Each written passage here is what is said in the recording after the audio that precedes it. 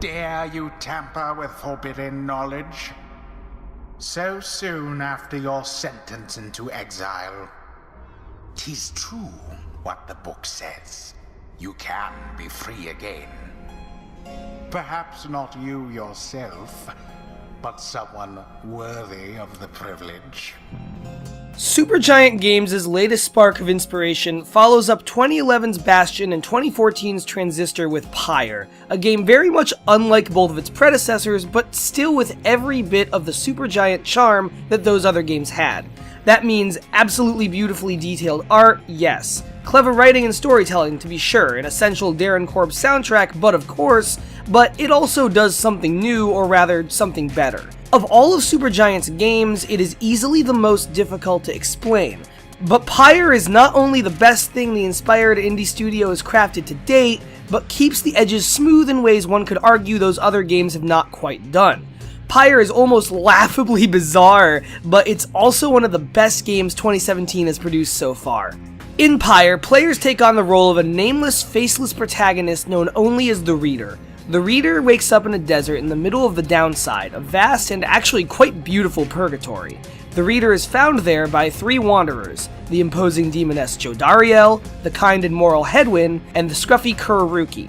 Like you, these three are exiles, bound to this place in search of redemption, the eventual goal being admittance back into the seemingly singular civilization known as the Commonwealth. Your identity as the Reader is revealed to the group as you interact with the stars above and a magical tome of history and magic, allowing you to direct your companions in a series of mystic rites that will gain them a chance at freedom.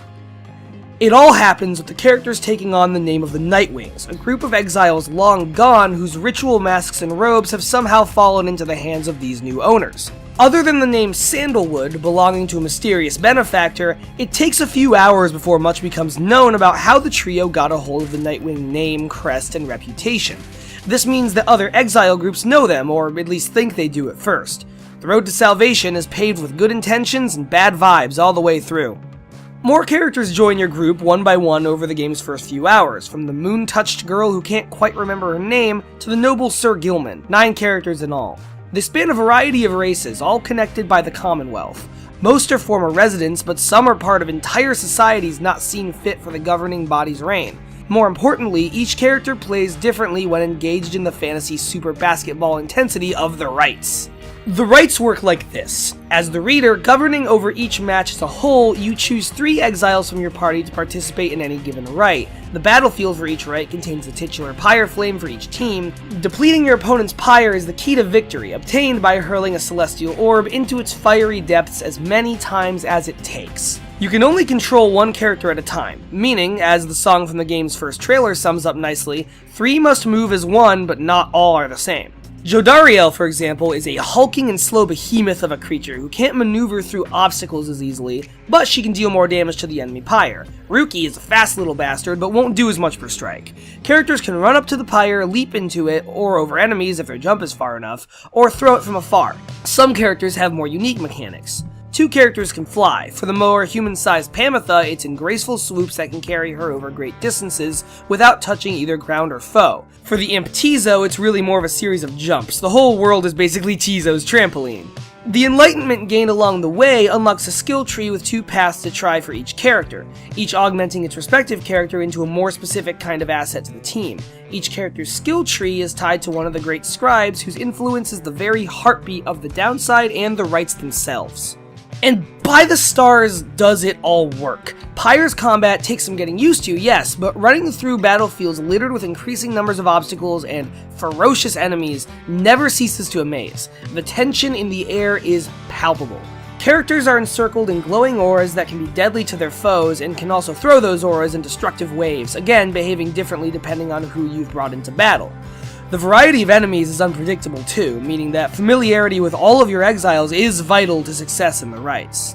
That success comes more than once, too.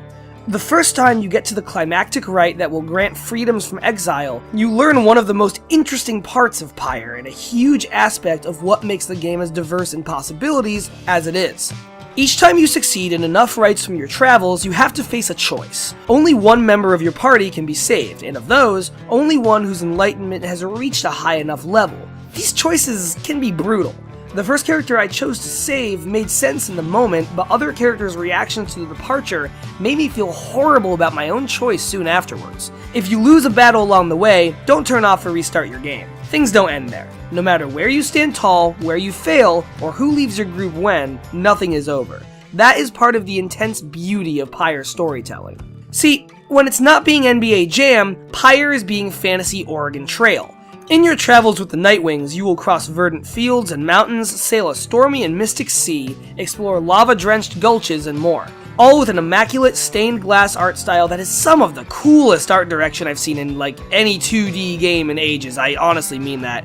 It's like Dr. Seuss teamed up with Bone Comics creator Jeff Smith. And all through it, the characters slowly melt into your skin like milk into coffee or blood into water. Each exile has a backstory, a goal for their freedom, and a level of personality up there with the best of them. I grew quickly attached to everything from Hedwyn's unshakable optimism and sense of duty to the sprightly translated comments of Little Tizo. Over the course of Pyre's 15-ish hour campaign, you'll watch these characters grow closer together and despair at the thought of tearing them apart. As you go, you can choose your own way through sections of the downside, gaining different assets and bonuses for different characters as you go along. There's also just an impressive grandness to the downside. This is one way in which I think Pyre succeeds for actually the first time in Supergiant's lineup. All of their games have had beautifully imaginative worlds, but in both Bastion and Transistor, it felt like we only got slices of those worlds just big enough to do exactly what those games set out to do. Now, there's nothing wrong with that. That's fine, per se, but it's really cool that in Pyre, we see every inch of the world as we traverse it. Every watercolored mountain, desert plain, or skeleton of a huge ancient dead thing to serve as a battleground all feels like part of the same place. It's like flipping through an art book, but the art book is just your world map. And it's that sense of unity throughout the veins of Pyre that qualify it as what just might be a perfect game. The rights and the depth of strategy within are half the battle. The other half is the journey, with its choices and their consequences all weaving into a narrative fabric of redemption, trust, and personal revolution. That path to freedom is a journey through intense victories and crushing defeats at the hands of characters who have just as much motivation to succeed as you do. You get bits of their reasons too. Pyre's storytelling, fantasy sports action RPG combat, grand sense of journeymanship, and exquisite soundtrack all harmonize into a classical fable of a game that begs replays upon completion. I saved the Moonstruck girl with no name, first of all, and saw the effect of her absence on each and every exile thereafter. Next time through, she's gonna stick around until the bitter end. Pyre is a 1,000-stranded story. It ends in essentially the same place no matter what, but it hits the mark a lot of choice-based games miss. It's not about the destination, it's about the journey. Chronicling that journey, stride and beautiful stride, Pyre gets 5 bright-lit ritualistic flames out of 5.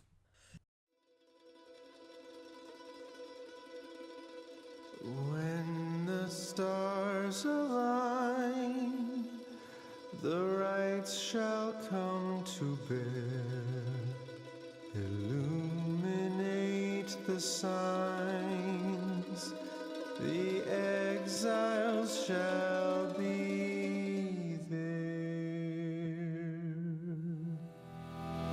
Thanks for watching. If you enjoyed this review, a link to a full text version is in the description below, and that link is going to take you right on over to HeyPoorPlayer.com, which is our full website, where you can find more reviews, news, features, opinion pieces, interviews, all sorts of fantastic stuff like that, about games, media in general, podcasts.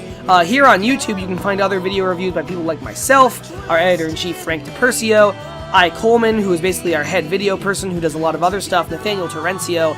We also do a lot of other fun stuff on the YouTube channel like Second Opinion and I. Coleman is Doomed series, where he is doing a classic Doom run in the silliest way possible. I don't even know those games that well, but it looks like he's just delving into misery every week for your viewing pleasure. You can also find us on Facebook at our official Facebook page. You can also find us on Twitter at HeyPoorPlayer. I'm on there at ExtremeSalsing. So check out HeyPoorPlayer.com if you like what you've seen here today. Keep on traveling.